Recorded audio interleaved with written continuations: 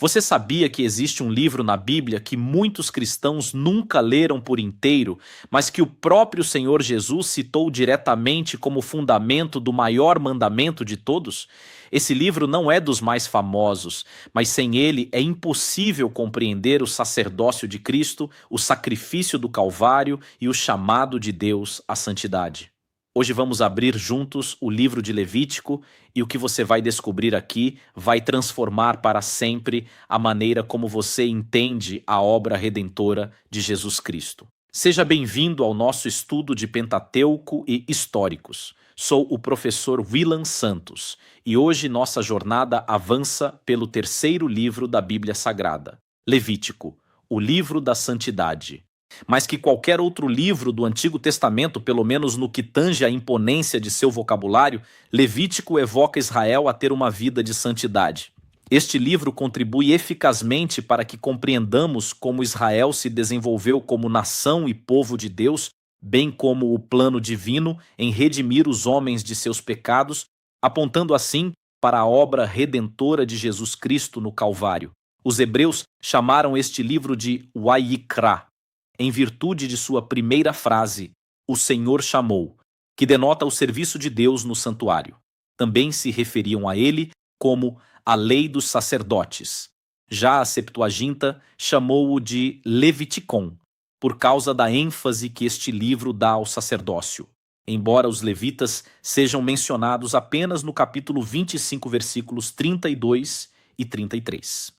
O nome nos diz muito. Este é um livro sobre como nos aproximamos de Deus, sobre o que Ele exige de quem quer estar na sua presença.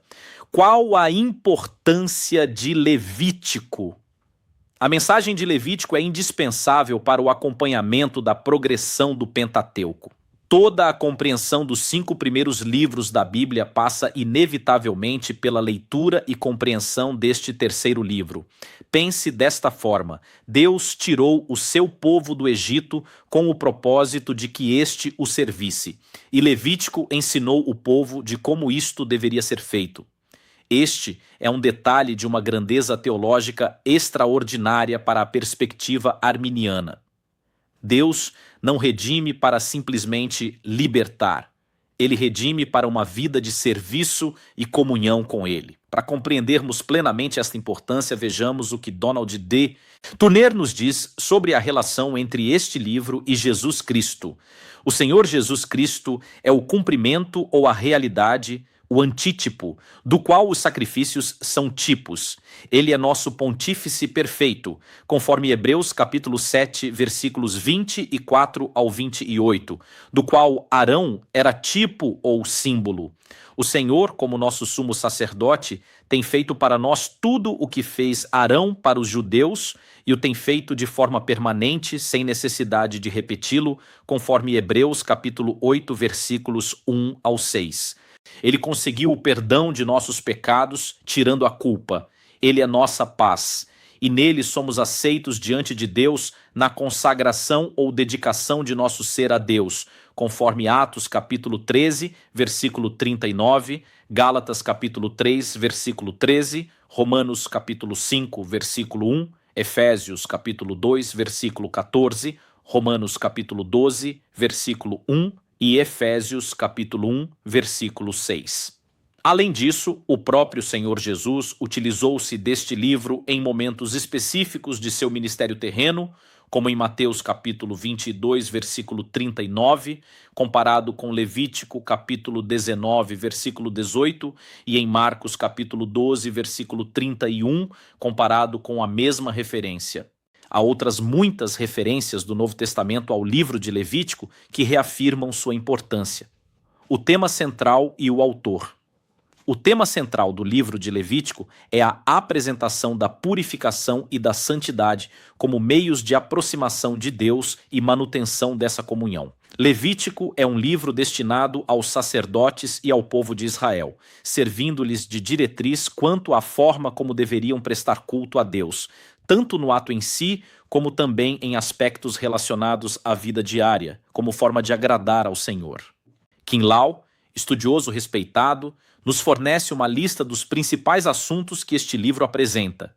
a remissão dos pecados como condição para se ter comunhão com Deus, o homem como ser incapaz de resolver seus problemas diante de Deus por conta própria. Tudo depende do plano divino. Deus requer o que é perfeito para ele. A santidade é uma condição para andar com Deus. E, finalmente, essa comunhão com Deus influencia a vida em todos os seus aspectos. Quanto à autoria, em quase todo o livro de Levítico, nos 27 capítulos, encontramos a expressão "falou mais o Senhor a Moisés, dizendo", ou semelhantes. Deus entregava a mensagem a Moisés e este tinha a responsabilidade de transmiti-la ao povo. Com base nas informações bíblicas e da tradição judaica, conforme o próprio livro se encarrega de indicar, afirmamos que Moisés é o autor deste importante livro da Bíblia Sagrada.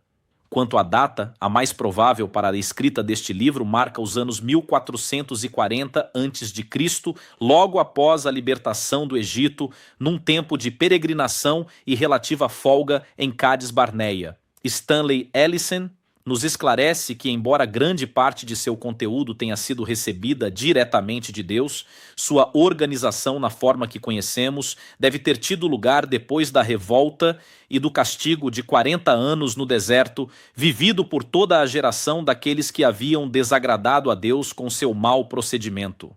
No que diz respeito ao período que envolve as regras aqui expostas, devemos presumir que se deram após o levantamento do tabernáculo em 1º de abril de 1444 a.C. e antes da marcha do povo em 20 de maio, conforme Êxodo capítulo 40, versículo 17 e Números capítulo 10, versículo 11. Objetivos: histórico e teológico.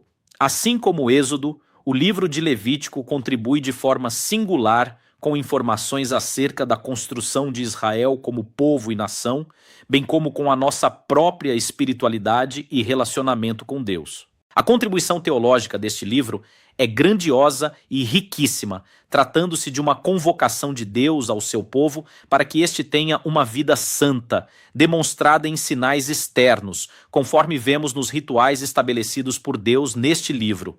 Como nenhum outro livro do Pentateuco, Levítico foi todo ditado pelo próprio Deus, em uma clara demonstração de ser ele o Deus da aliança e de ter interesse de relacionar-se com o seu povo.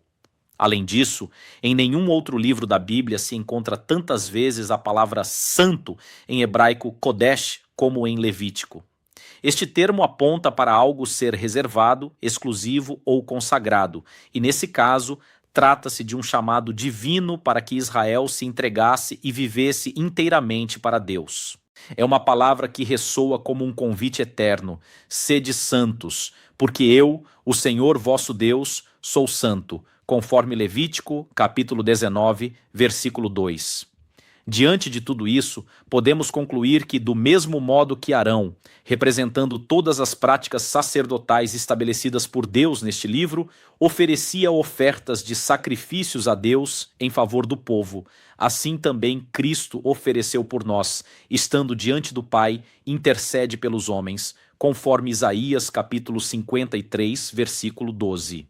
Arão oferecia ofertas de 3 espécies: o cordeiro da Páscoa, que tipificou Cristo como substituto para providenciar nossa redenção; as 5 ofertas de adoração e reparação, que tipificam a própria vida de Cristo, que foi oferecida para termos paz com Deus e uns com os outros; e os 2 bodes expiatórios, que retratam o tema do pecado resolvido com perfeição em Cristo. Esboço de Levítico. Agora vamos nos dedicar às divisões do livro de Levítico, para que possamos compreender seu conteúdo de forma clara e precisa. A primeira grande divisão é a dos sacrifícios, abrangendo os capítulos 1 ao 7. Dentro desses capítulos, somos colocados diante das leis referentes aos sacrifícios, tanto para o adorador como para o sacerdote. Vejamos as principais categorias. O holocausto, descrito em Levítico capítulo 1, capítulo 6, versículos 8 ao 13 e capítulo 7, versículo 8, também chamado de oferta queimada, poderia ser feita com touro, carneiro ou cabrito sem defeito, ou ainda uma rolinha ou um pombinho, com fins expiatórios, ou seja, Para tornar puro, esta oferta era totalmente queimada no fogo, denotando também consagração. A pessoa deveria colocar as mãos sobre a cabeça do animal, significando identificação, e o adorador seria representado e substituído por aquele animal. Esta oferta queimada era agradável ao Senhor. Que imagem poderosa! O crente identificando-se com a vítima, reconhecendo que o que estava sendo consumido pelo fogo deveria ter sido ele mesmo. A oferta de manjares, também chamada de cereal ou oblação, descrita em Levítico capítulo 2, capítulo 6, versículos 14 ao 23 e capítulo 7, versículos 9 e 10, envolvia pães ou bolos feitos com a melhor farinha, mas também poderia ser não cozida ou de grãos esmagados e tostados, representando a consagração a Deus dos frutos do trabalho humano. Destaca-se nesta oferta a utilização de azeite, incenso e sal, não podendo usar fermento e mel.